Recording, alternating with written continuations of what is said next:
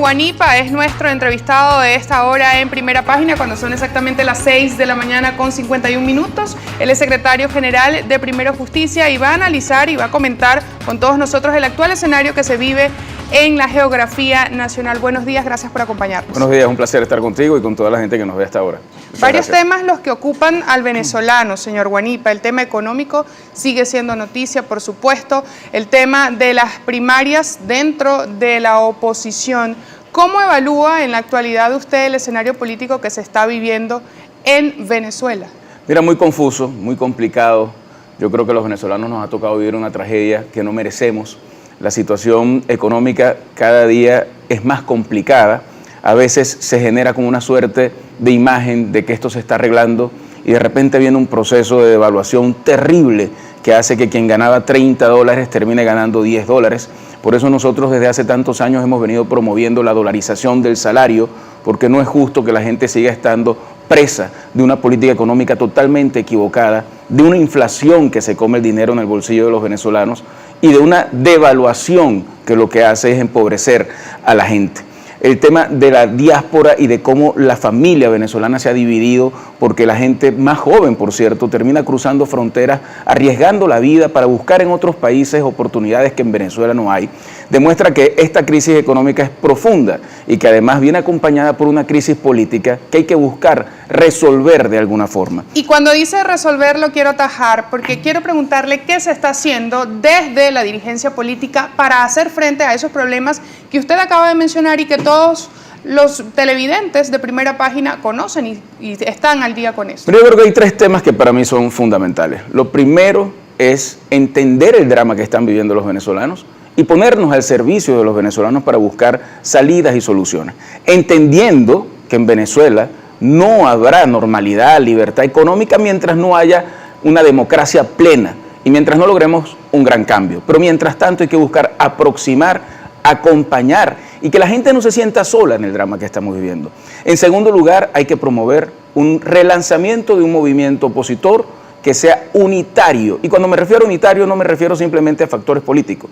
Me refiero al sentimiento de cambio, a la voluntad y la esperanza de cambio que tienen los venezolanos, que son una gran mayoría y que esperan de la dirigencia opositora estar a la altura para que las diferencias... ¿Cómo se logra eso, señor Guanipa, si vemos un escenario complejo, nombres desde distintos sectores de la oposición, por un lado, y por supuesto otros partidos negando o rechazando que la Alianza Democrática quiera participar en el proceso de primarias? ¿Cómo se logra ese entendimiento entre las bases opositoras? Lo primero es que creo que tiene que ser un movimiento que venga de abajo hacia arriba. Es decir, que desde los municipios puedan lograr acuerdos, encuentros que al final vayan generando una presión hacia las regiones y hacia el nivel central. En segundo lugar, yo creo que hay que buscar mecanismos para escoger un liderazgo único que pueda enfrentar al gobierno en el año 2024 cuando venga el proceso electoral. ¿Ese mecanismo podría ser las primarias? Unas primarias amplias, abiertas, serias, transparentes, donde todo el mundo tenga su derecho a elegir garantizado y todo el mundo que quiera ser electo tenga su derecho a participar. Creo que eso es importante en la medida en que sea, por supuesto, un espacio para dirimir quién va a enfrentar el peor gobierno que hemos tenido y no quién va a claudicar frente a él. Y en tercer lugar, yo creo que es muy importante que busquemos mecanismos de acuerdo y de entendimiento para lograr varias cosas. Lo primero es que podamos tener una negociación seria en la que podamos lograr ayuda humanitaria, resolver los problemas humanitarios del venezolano común.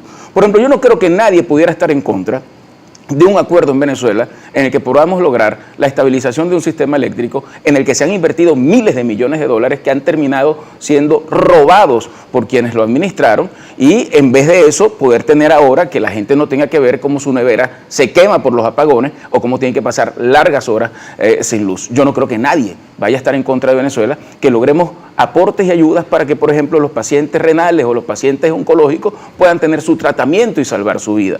Yo no creo que nadie pueda estar en contra de que Venezuela pueda entrar en un proceso en el cual podamos revitalizar la empresa privada para que desde la empresa privada se puedan generar empleos y evitar que nuestra gente se pueda ir, pero además puedan mejorar su calidad de vida. Y nadie puede estar en contra de que hagamos una gran lucha para que podamos tener en Venezuela condiciones electorales y recobrar nuestros derechos políticos. ¿Cuáles son las condiciones electorales con las que debería contar el ciudadano venezolano? Mira, yo creo que hemos tenido, además, en el último proceso electoral, la observación de organismos internacionales que han sido muy claros y que nosotros hemos planteado cuáles son. Todos sabemos, por ejemplo, tiene que cesar la persecución política a quien piensa distinto. No puede seguir existiendo en Venezuela inhabilitados políticos simplemente para sacar del juego a quien pueda tener más opción. No podemos tener en Venezuela partidos secuestrados por un tribunal supremo que atiende los intereses de Miraflores y no del ciudadano común. Para eso está la justicia, para defender al más débil, no para defender al poderoso. Y en definitiva que la gente pueda emitir su voto para elegir y no emitir su voto para disfrazar una elección que no sea tal. Por lo tanto, creo que son muchas cosas las que debemos plantear en la mesa y por eso me parece tan importante que un proceso de negociación seria sea retomado en el país para que el centro de esa discusión sea el venezolano y no los intereses particulares de quienes puedan estar sentados en una mesa.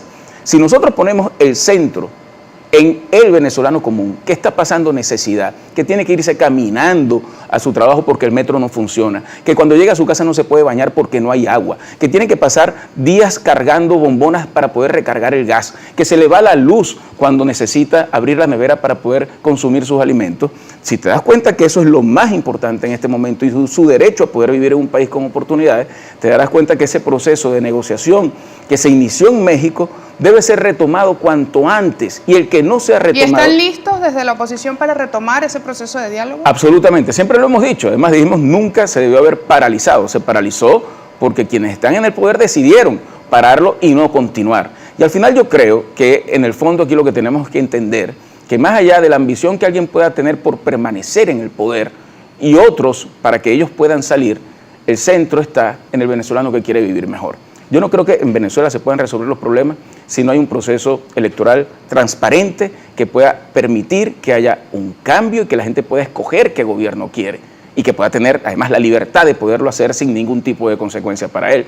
Pero también creo que es muy importante que si podemos aproximar acuerdos para que podamos ir solventando problemas humanitarios sensibles que hoy hay, como el problema de la alimentación de niños que son desnutridos, como el problema de la salud de muchísimos ciudadanos que tienen años esperando para ser operados, como el problema eléctrico, sobre todo en la frontera del país. Yo creo que esas son cosas y noticias positivas para los venezolanos que nosotros tenemos que promover. ¿Es el diálogo en México la solución para el inicio de todo este proceso para los venezolanos, para el inicio de la resolución de los problemas de los venezolanos? Eso lo